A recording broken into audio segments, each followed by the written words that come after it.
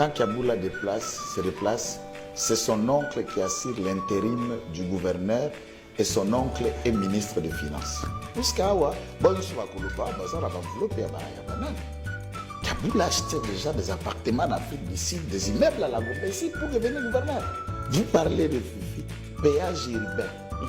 Je l'ai arrêté avec moi, si je peux te le faire. Il y a ministre et mine, la ministre et Finance, Nicolas Kazadina Samba.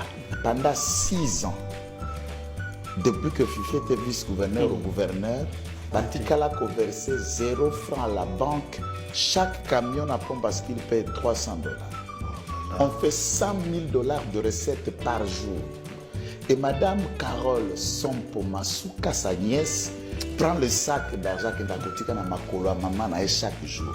On l'a dit, on l'a démontré. Personne n'en parle. Personne ne peut le dire. Madame Masuka suspend le bourgmestre de Fungurume. Jacquemin écrit, envoie le télégramme pour sa réhabilitation, pour suspension, comme on le délai à 6 mois. Elle n'obtempère pas, elle ne tient pas puisqu'elle pense, elle est soutenue ici à Kinshasa par une femme. Madame Masuka suspend le bourgmestre de Mouchacha. Les lois ont 2 heures à suspension pour des raisons injustifiées. On les réhabilite, même une décision de justice, madame s'en fout et s'entête. Lorsque le dossier Kazembe, Kaboula a commencé à Lumbashi, Jacquemin a écrit un arrêté, a écrit pour un joint au gouverneur ce qui doit être fait, il se fout puisqu'ici à Kinshasa, ces individus ont des gens qui le soutiennent contre les enveloppes kaki par millions qui viennent chaque mois. Vous voulez qu'on réussisse? Oui. Mais pourquoi on crée un monde anarchique avec des gens en devenant riches, un monde qui est hostile à nous? Lorsque toi Joël Kitenge, tu te mets sur un plateau, tu es en train de dénoncer ce qui se passe au Katanga, na Lualaba. Mais il faut dire ça au chef de l'État.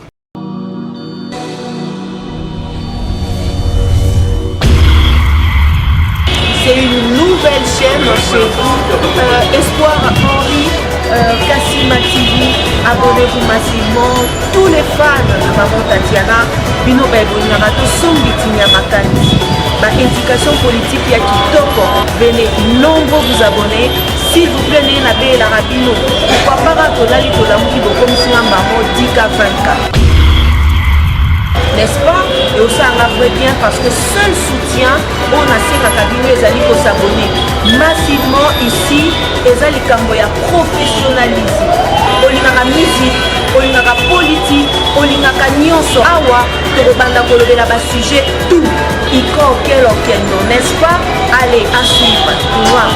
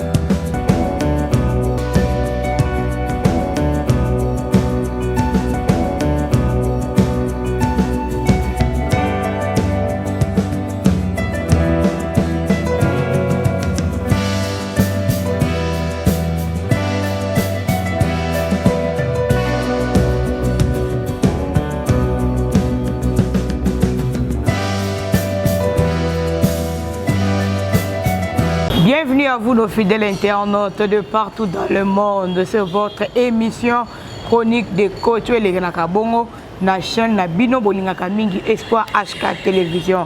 Totondi bino botondi lolenge bosili koyamba pe kokota biso na banda kuna bino na misala tope na mituka tope bipai na bipai oyo bisili kozama bino na ngonga lokola oyo tope bino bambote ya mingi penza pe totombeli bino weekend ya malamu. Alors soki ezali mbala no ya liboso ya kolanda biso bandana nuko s'abonner ko liker pe lisusu ko partager lien pour que baninga misusu pe bakoka kolanda biso lolenge yo ozali kolanda biso na émission na biso chronique de coach ya mokolo mwalelo ezali présenter na ngawa bino Cadette Muswamba kasi répondant na biso to kobenga ye à partir ya France précisément na Paris ye wapi to kozala bongo na le coach Henri Kassima yende kozala bongo intervenant to pe répondant ya émission na biso ya mokolo mwalelo to kobenye bongo na nzela ya téléphone donc duplex na biso ekokende direct na Paris. Alors soyez branchés, toko kanako benga invité na biso afin que toko tisaye na émission toko za la penza moulaïté mokolo mwalelo. Voilà. Wana to aussi ko lancer déjà appel pour que to soit invité na biso voilà ezali ko sonner. Allô mon lambo Henri Kassima mbote.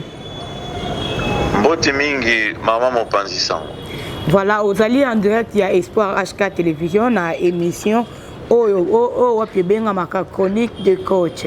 Santé ezali malamu.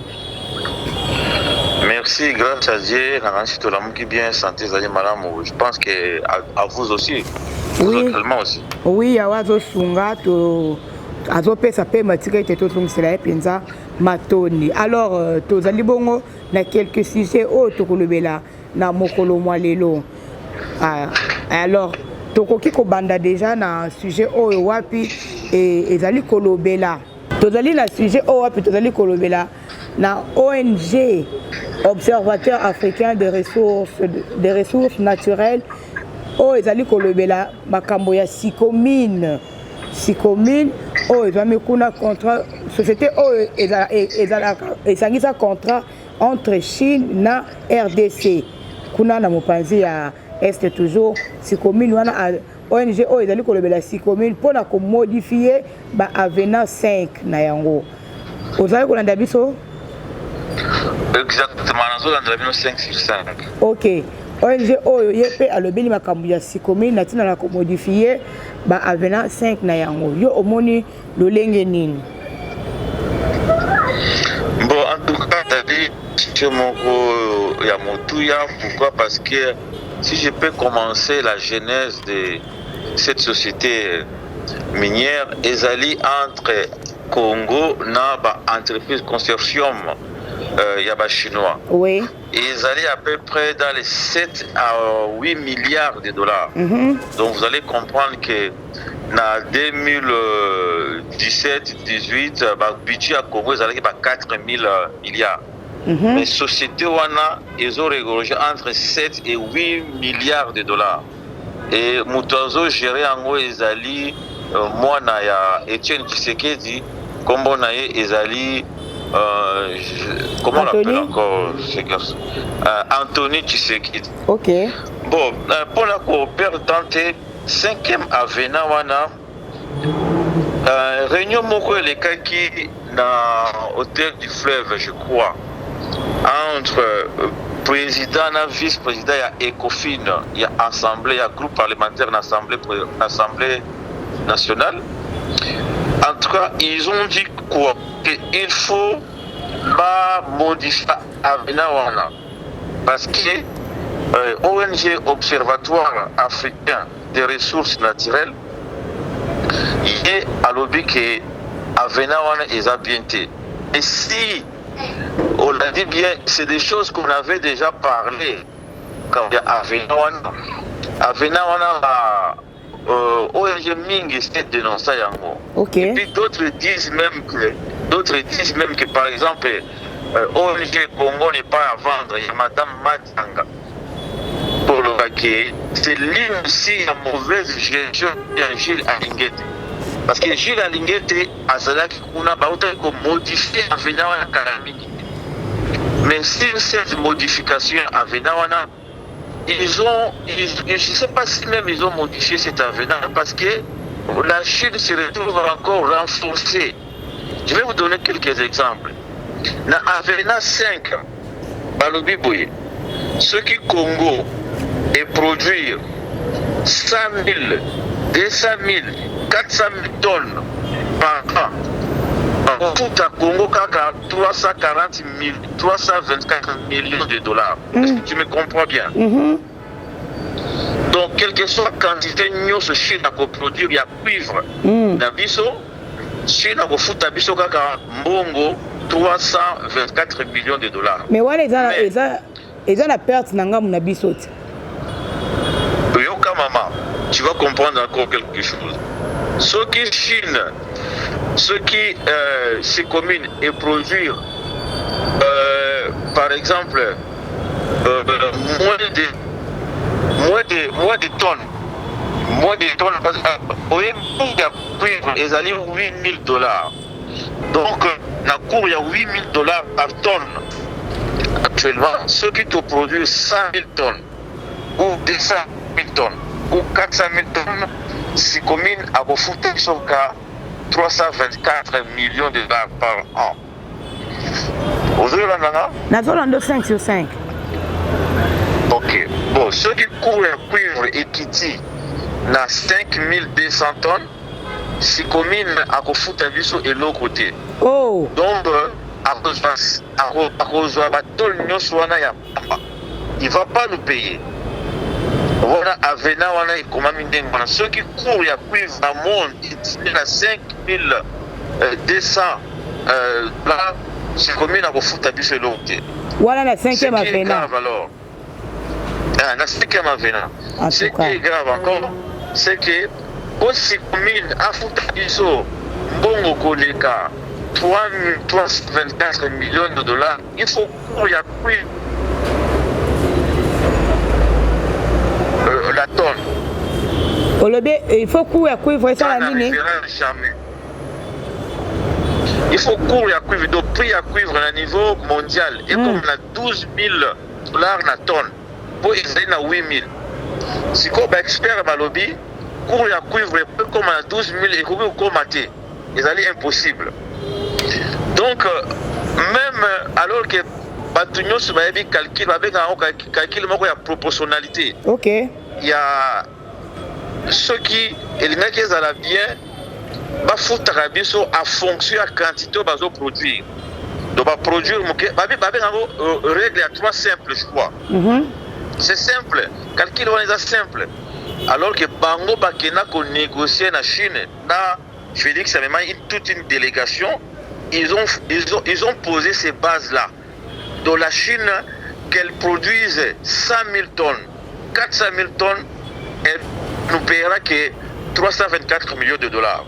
Alors que ceux qui courent à cuivre et qui tirent à 5 200 dollars, à cause de il y a Pamba, à foutre à bichoter. Voilà ce secret à Venawana. Mais il y a encore quelque chose. ONG Congo n'est pas à vendre. Il y a Madame Madianga a révélé que situation moko. Il y a Asali Bila et Gilles Alingete. Alors, place au Gilles Alingete a pêché à Makasi, et parce que il a favorisé qui a Venawana. Il y a pêché à accord. Alors, à Venawana Chine, dans le bazo sala qui va pêcher biso mbongo wana, ils allaient mbongo po et bon c'est la biso banzela, les infrastructures routières. Alors, je suis en ligne. En ligne, papa. Toto Landayo. Alors, vous allez remarquer que, malgré ça, la Chine, dans l'oiseau bon, c'est la biso banzela, il n'y a pas une étude de faisabilité. Il y a haute facture. Donc, étude moko il y a bien, et ça de magaté. Banzela wana, ils ont garanti. Dans sa ligne, là, les lobby koufi. Et puis, comment on appelle ça? Les entreprises, il y a des sous-traitance. Les athées, ils sont chinois. Donc, ils sont chinois. Et puis, surfacturation, à part surfacturation, vous en trouverez aussi surfinancement. Il y a un hôpital où il y a cinquantenaire. Donc, ils ont qui est là, il y a 5 millions. Par contre, il y a 134 millions. Tout ça pourquoi? Parce qu'il n'y a pas de sérieux et à côté congolais. Vraiment. Voilà pourquoi on dit ministre, pardon, ce n'est pas les ministres, les présidents et les vice-présidents, il y a il y a Assemblée nationale, il y a Ecofin, oyo batalaka makambo, oyo batalaka makambo ya nini, il y a finance, balobi ke ezali vice-président nango ezali Eketebi, président nango ezali mwana mboka je crois na bosani kombo Mekoya. Bango bakutanaki balobi ke non, il faut Chine atala likambo wana. Vice-président ezali ya Ecofin, c'est Patrice Kitebi. Donc vice-président c'est Patrice Kitebi et le président c'est Guy Mafuta Kabong. Ok. Ils n'ont pas tort, ils ont raison. Mais il y a une question qui se pose. Pourquoi attendre à ce moment? Alors qu'il n'y a même pas 6 mois, ils ont changé cet avenant. Est-ce que ce n'est pas pour dire à la Chine que toujours ça contrat américain? Parce que c'est là où le péché mignon se cache. Parce qu'au jour d'aujourd'hui, Congo est en mine à couper ça américain. Tout a été vendu par les Chinois en 2018. Fungurume Mining, ils arrivent à américain, ils Chine. Donc c'est une façon de dire, écoute, les Chinois, tout le monde a contrat, on a beaucoup ça qui biso, pour casser le contrat, trop ça les Chinois. Moi, je suis en train de penser ici, je crois, parce que les Congolais des experts, hein, s'ils étaient partis en Chine pour négocier, ils ont négocié, ils étaient d'accord. À moins d'une année, ils nous disent que les contrats n'étaient pas bien fignolés. Donc il y a quelque chose qui cloche. Vraiment.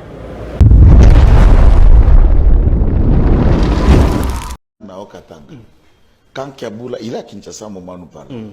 Quand Kiaboula se déplace, c'est son oncle qui assure l'intérim du gouverneur et son oncle est ministre des Finances. Et la province a un vice-gouverneur. Mais c'est... quelle base Il a fait, il décide de le faire, puisqu'Awa, bon, sur la Koloba, Bazar a enveloppé à banane. Kaboul a acheté déjà des appartements en Afrique du Sud, des immeubles à la Gombe ici pour devenir gouverneur. Et c'est qui. Ah, bien sûr. Vous parlez de Fifi, péage urbain. Je l'ai arrêté avec moi, si je peux te le faire. Il y a ministre Yamine, na ministre de Finance, Nicolas Kazadina Samba. À l'époque, 25% à péage urbain pour bascule par camion et c'est la mairie, na ba commune, où il y a ville à Kolwezi. Pendant 6 ans, depuis que Fifi était vice-gouverneur au gouverneur, Batikala a versé 0 francs à la banque. Chaque camion à pont bascule paye $300. On fait $100 000 de recettes par jour. Et Madame Carole Sompo Masuka, sa nièce, prend le sac d'argent que Nakotika na makolo à maman chaque jour. On l'a dit, on l'a démontré. Personne n'en parle. Personne ne peut le dire. Madame Masuka suspend le bourgmestre de Fungurume. Jacquemin écrit. Envoie le télégramme pour sa réhabilitation, pour suspension, comme on le connaît à 6 mois. Elle n'obtempère pas, elle ne tient pas puisqu'elle pense, elle est soutenue ici à Kinshasa par une femme. Madame Masuka suspend le bourgmestre de Muchacha.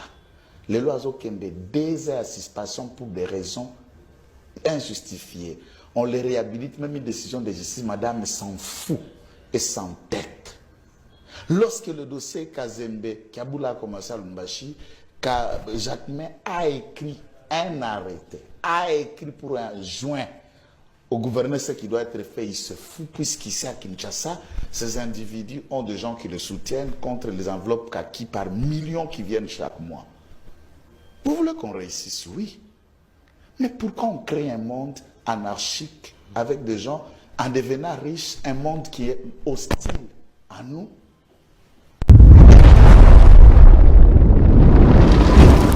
Le Béla toujours le compte de maman minéré qu'on appelle maître avocat Joël Kitenge à lobby était gouverneur Fifi Masuka pe gouverneur Jacques Kiaboula bazali copier province na bango kuna alors que business tout yebi Fifi Masuka babetela ke maboko ki azali ko sala mosala malamu mais maître avocat Joël Kitenge ye à lobby était bazali copier ba province na bango kuna dans les 2 provinces il y a Fifi Masuka là-bas pe Jacques Kiaboula la province na bango ezali copier mais na bango moko ba gouverneur. Est-ce que tu partages même avis na ye?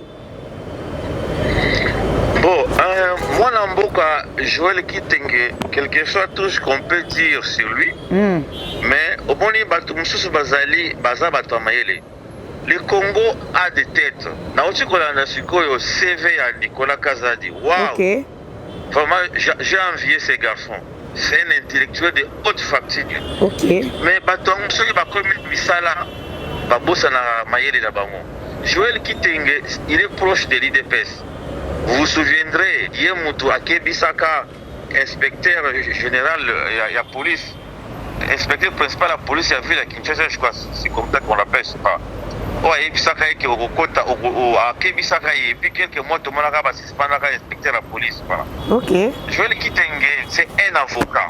C'est un avocat à peine à outil pour défendre policiers, ou à Koufaki, ou bagarre, le premier ministre va bêter qui est. Donc, là, j'ai Kabou. Ok. Mais lorsque Joël Kitenge nous livre ce genre d'informations, tout le monde a suivi vidéo. Là où il nous parle de Fifi Masuka et de Jacques Kiaboula. Donc, vous allez comprendre que c'est un proche de l'IDPS qui dénonce ce qui se passe à Lualaba et à Naopunga. Donc, c'est toujours dans la même procédure ou la même façon de dénoncer où vous avez suivi Nicolas Kazadi en train de dénoncer ce qui s'est passé, malgré qu'il y a une différence. Nicolas Kazadi est au pouvoir, était dans la gouvernance, mais l'autre là, c'est un avocat. Mais je sais Kitenge nous dit ce qui se passe. Si lui-même de l'IDPS, il connaît ça, il ne peut jamais condamner le président de la République. C'est là où je me dis, c'est comme si Tshisekedi c'est un grand gourou. Quand Tshisekedi c'est un monsieur, c'est un garçon qui est bien élevé. Il aime le Babango. Et puis quand on le voit, tu sais que Tshisekedi a été bien élevé.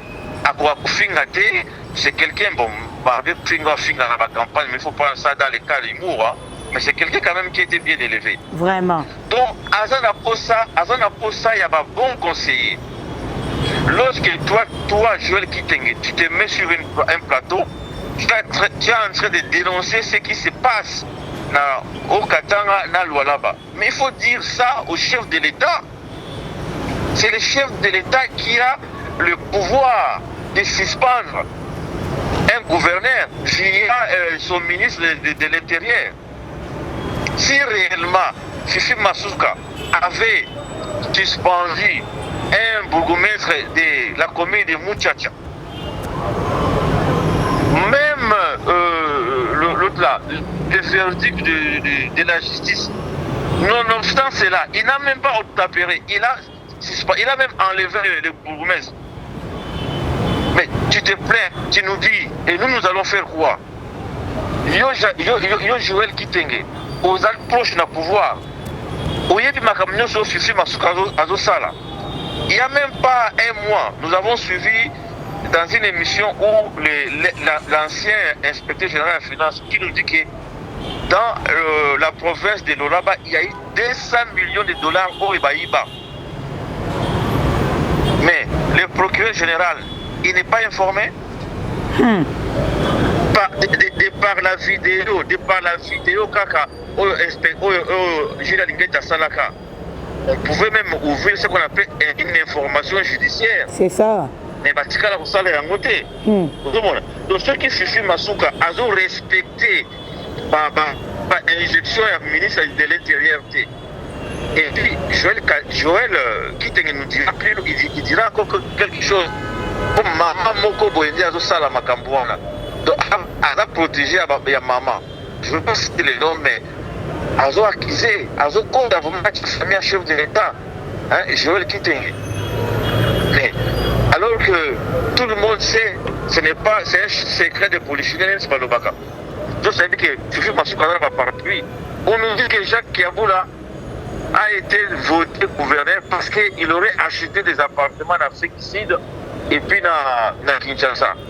Moi, Mboka Rikasima, c'est comme si Mboka est comme na famille, na ndenge libota, hein? Parce que comme il paraîtrait maman moko bonda to kambawana, maman au sein de l'IDPS, le yango Mboka ngo, ezo kambama na famille biologique, ya tata mokambi ya ekolo, topé la famille politique naïe tout ça comprendre que au moins que atapé ko kamba yango bango moko bazo ko kana ko gérer parti na bango te et bongo mboka yango makamni zo kende kaka bulu yeke non et siko mais on dit ceci na préambule la constitution na biso préambule la constitution à Congo. Pourquoi est-ce qu'ils ont créé cette nouvelle république en 2006? Parce qu'il y a eu, ils ont dénoncé le népotisme que le maréchal Mobutu faisait. Gouvernement et famille. Apparemment, il y a un peu de vivre les lots. C'est pourquoi Bassali, République Yassika, avait condamné le clientélisme. Moutaché, place Bobo, Pesaïboui. Tout ça, pour comme un ministre, il faut foutre 1 500 000 clientélisme. Il faut un confrère à Moutouboui. L'oligarchie. Donc, gouvernement, il y a des camarades, il y a des tombongo, comme en Russie. C'est ce que notre constitution avait refusé. Il avait dit, dans le passé à l'époque de Mobutu, ça se faisait comme ça, mais malheureusement, les Oyo, tout le monde a continué. Makambolovi, maman, mon pandi Sangoucha a parfaitement raison.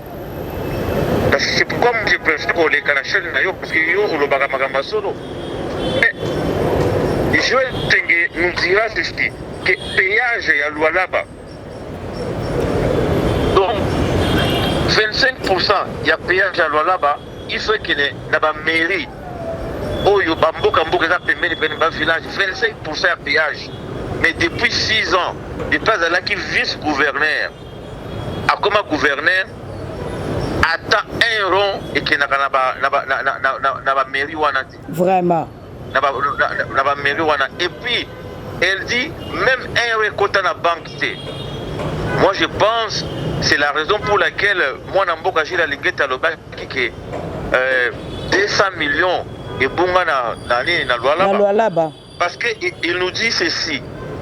Camion moko ce que l'équipe ba camion zo même ba cuivre ba cobalt ba zinc ba nini et fout à $300 par mois. Donc péage zo coûte ça $100,000 par mois. Vous vous rendez compte, $100,000 par mois. Mais qui a pas poche à battre. Donc par an péage zo coûte ça à peu près $1,200,000. Voilà les probabilités, ça peut être même plus aussi. Ça peut être plus. Parce que quantité de camions et l'équipe, on a tout évité. Donc, vous allez voir que tout ça vraiment, tout ça na Félix Tshisekedi, na conseiller Oyaye, ba yo Kambela ya mwana mboka Joël Kitenge, ba meka kosala quelque chose. On a vu avec le rigueur, bazo panza bandaku. Na Kitambo, bapanzi hôpital Akram, bapanzi bateau batonga bandako alors qu'ils avaient acheté ces parcelles-là à bonne et due forme dans le ministère à cadastre. Donc, bameki ko appliquer loi, mais ça là un peu à désordre. C'est la même chose que bameki ko appliquer loi dans le cap où ils ont ça dans 2 provinces na Haut-Katanga et puis dans l'Oualaba. Je ne sais pas si tu m'as compris. En tout cas, to sosolio malamu kasito kendena mopanzi ya est kuna ya boka na biso pambate tolanda ki ministre ya affaires intérieures asilaki koleka bongo na radio allemand bipepe peke koloba ete mboka Congo pe ba M23 bakozala bongo na ba pour parler na cadre ya Nairobi alors que tozaleki déjà na o ya Qatar tozali sous na o ya États-Unis d'Amérique précisément na Washington. Siko to comme sous na o ya Nairobi bongo Qatar na Washington et quel soit et que wapi ou bien et salinini et simbi les sous-souté ou bien et to baksaka na Nairobi pour to luka ba solution plus.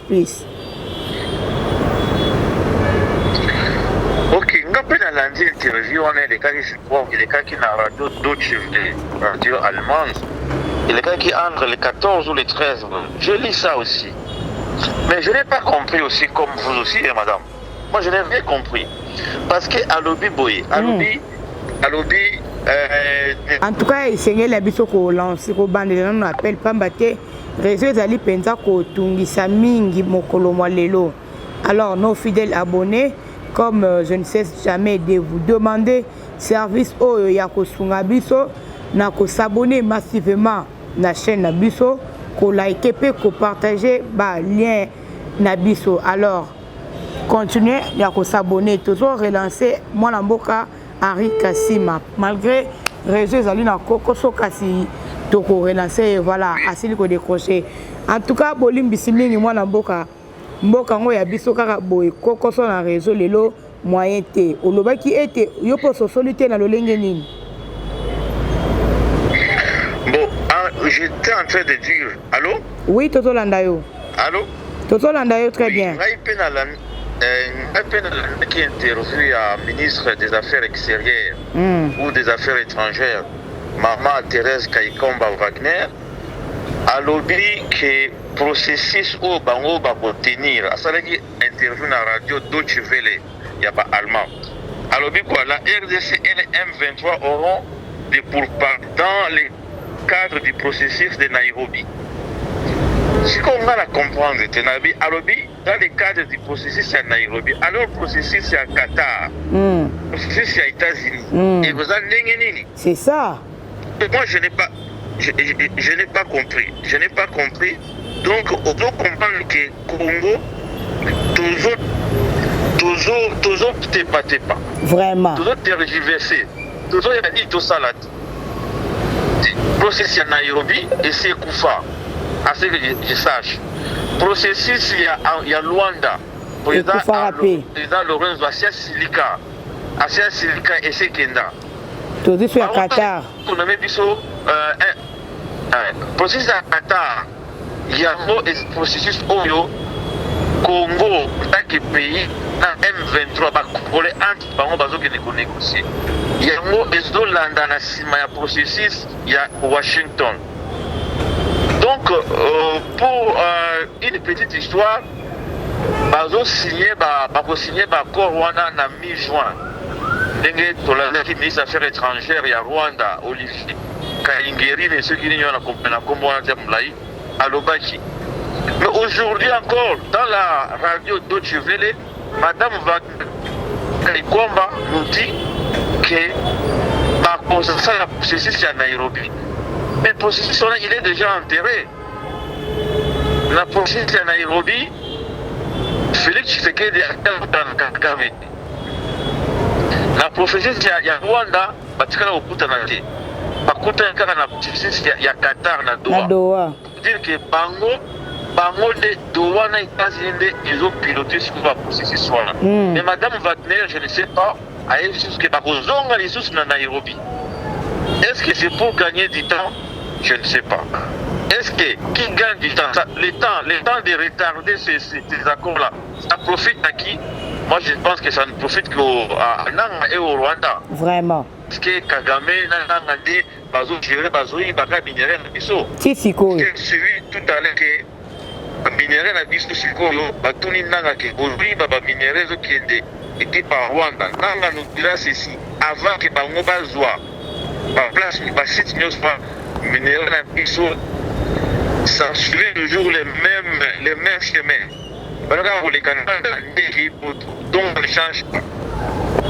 Est-ce qu'on a une réponse à Nanga? Il y a le baquet.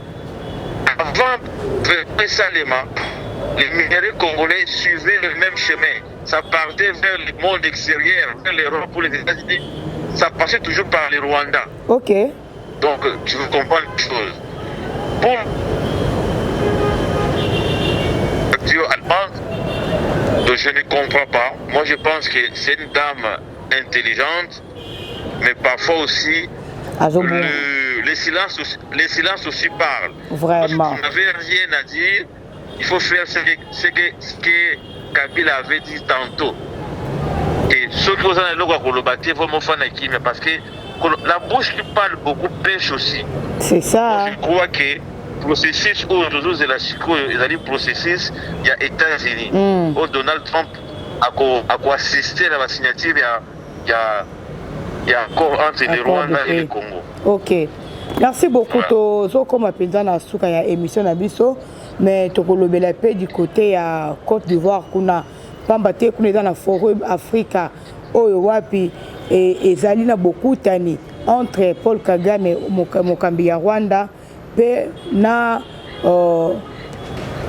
na Ramaphosa bazali kokamba pe Afrique du Sud bakokutana bongo na relation ya malamu parce que bazalaka déjà na relation ya malamu pendant que ba militaire ya sud-africain bakufaki awa na Goma na bitumba Paul Kagame azali kobundisa biso mais siko bango mibale wana bazali na relation ya malamu nani mokambi ya Afrique du Sud Ramaphosa akokanisa te ba militaire na ye bakufaki na bitumba ezali na est ya mboka na biso Paul Kagame na mapinga na ye basilaki koboma. Allô? Oui, allô? Oui. Oui, en tout cas, oui, moi aussi j'ai suivi Paul Kagame et Ramaphosa, président rwandais, président sud-africain, va dessous à Abidjan. Il y a un forum, forum Afrique, par exemple, l'économie, tout ça, la Banque mondiale, le Fonds international, je crois que c'est ça, je crois, si j'ai pas.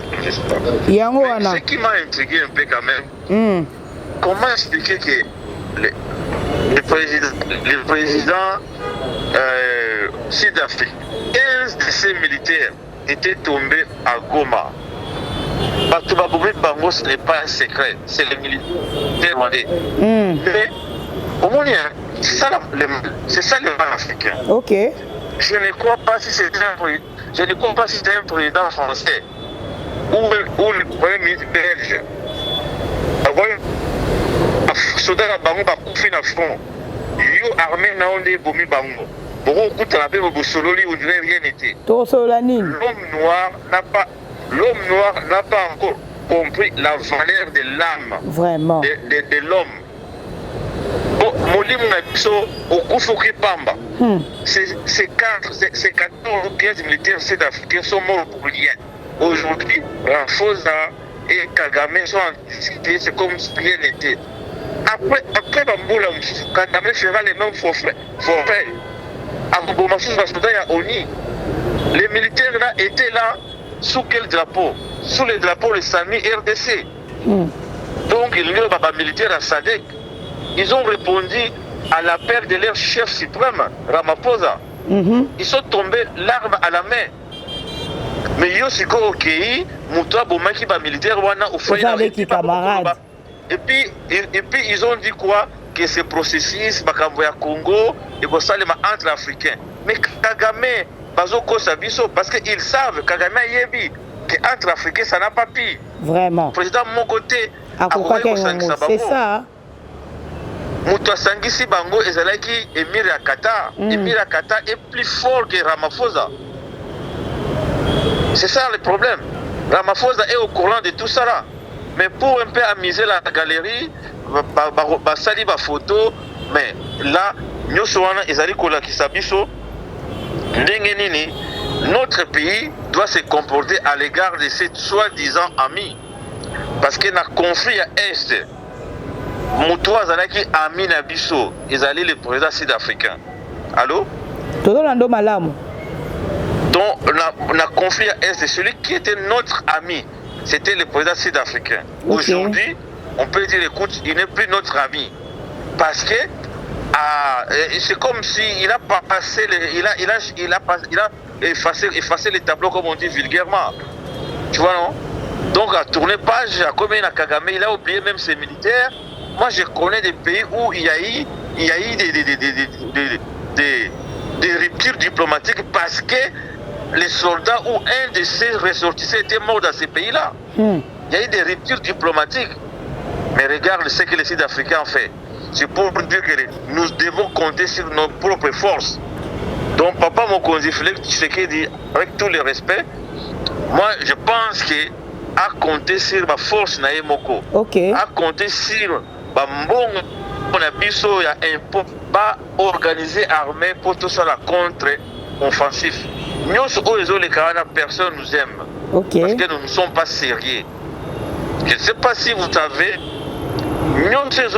Congo, lorsque vous voyez un ancien ministre des Finances passer à la télé, dire la manière dont le pays est géré, projet, après tout. Avec ta sonité. Hein, vous croyez que les ambassadeurs ne sont pas au courant de ça? Les représentent qui? Ils représentent le chef d'État de leur pays. Dans leur pays, au service. Et vous voulez déjà qu'il y ait des investisseurs. C'est très compliqué. Vraiment. Merci mingi mwana mboka Henri Kassima. Tolobela pe émission motuna oya suka topé dossier ya matata poni oyo azali kosamba na motuna oyo ndeto aussi c'est la nango émission na biso ya mokolo malelo. Pona nini bazali kokoba kopusaka ezalaki prévu le 14 mais lelo oyo ba pusaka lisusu le 20 mai.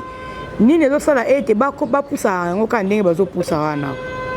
Est-ce que ezali po balongoli ba humilité te ou bien elo monsieur batami na sima na yango wana? Bon, oyebi que dossier à Matata Mponyo est secrétaire. Oui. C'est un dossier politique. C'est ça le problème. C'est un dossier politique. Nous avons un compromis entre les politiques. Nous avons suivi l'Assemblée nationale. Tomoni, député Mokatouna qui président de l'Assemblée nationale, président de l'Assemblée nationale a ébissé qui boutique Sangai charge wana et je serai en contact. Je vais voir le président de la Cour constitutionnelle.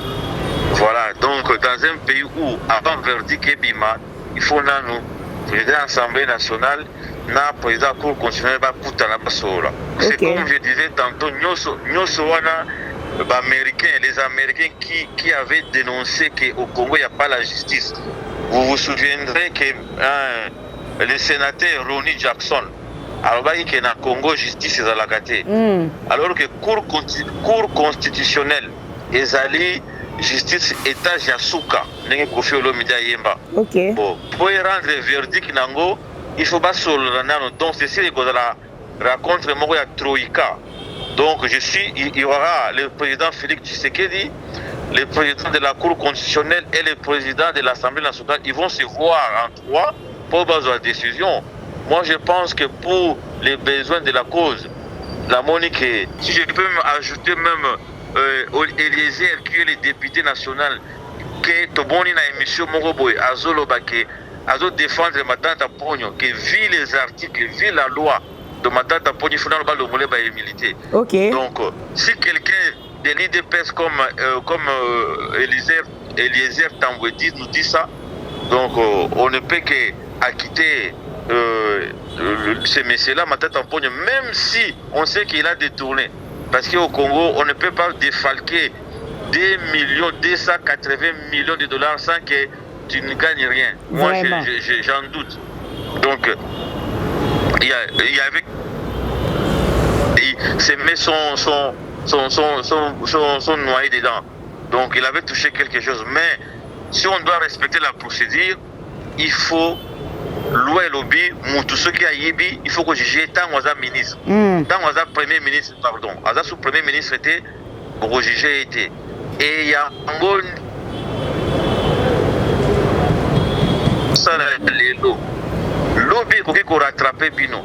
Parce que si vous jugez Matata Pogno aujourd'hui, soyez-en sûrs que dans quelques années, peut-être l'autre passera aussi. Si vous jugez aussi Kabila aujourd'hui, soyez-en sûrs. Peut-être dans quelques années, l'autre sera aussi jugé. Donc, ils avaient fait des lois sur mesure pour la Bango Mogo. On ne change pas les règles du jeu dans le cours de match. C'est un peu ça.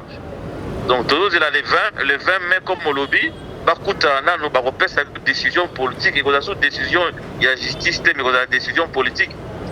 Vraiment. Donc, c'est ici émission de Bissau Mokolo Malelo, malgré Koko Sopena, il y a réseau. Ndeko to bozi bakoya kolanda biso bolimbisa ezali biso te mboka ngora boye tina ba réseau mbutu na mbutu mwana mboka Henri Kassima totondi obotondi parce que osilaki ko disposer ngonga na yo na tina na ko répondre na bituna na biso. Merci, c'est moi qui vous remercie, je vous remercie vraiment, je remercie toute l'équipe. Vraiment na remercier bino na collaboration na biso na bino, ingai na bino et puis na les gens sont contents. Je crois que ceux qui on peut toujours continuer à collaborer, il n'y a pas de souci. D'accord, merci beaucoup. Et vous aussi, il n'y a pas de souci. Ceux qui, si je sais, ils allaient beaucoup de commentaires. Ceux qui peuvent m'y tourner, ils allaient beaucoup de commentaires. Beaucoup de liker, beaucoup de partager, même aussi qu'on s'abonner à la chaîne Abisso, surtout qu'on activer le son de cloche na yo tango au s'abonner pour que vous soyez toujours alerté na tango nyonso actualité et ezali kokota na kati ya chaîne. Ceux qui vous sepela qui na image à mokolo mo lelo go pesa merci na Popol Ayombe parce que ezali kosala mosala na ye lolenge esengeli kuna na masini tosili komona cordon opi na lolenge pe azali kosalela yango molandi monene ya Espoir HK télévision Marc Kandolo mopanzi pe na ye partageaka lien na njili mobimba y compris Tchangu mobimba a partageaka massivement fait comme Marc Kandolo ndenge a partageaka ba lien yope koba ko partager lolenge wana. C'était Kadette Moussamba, la présentatrice de cette émission. Alors, abonnez-vous massivement et Tokoto Nabino très prochainement. Pour l'instant, je vous dis bye.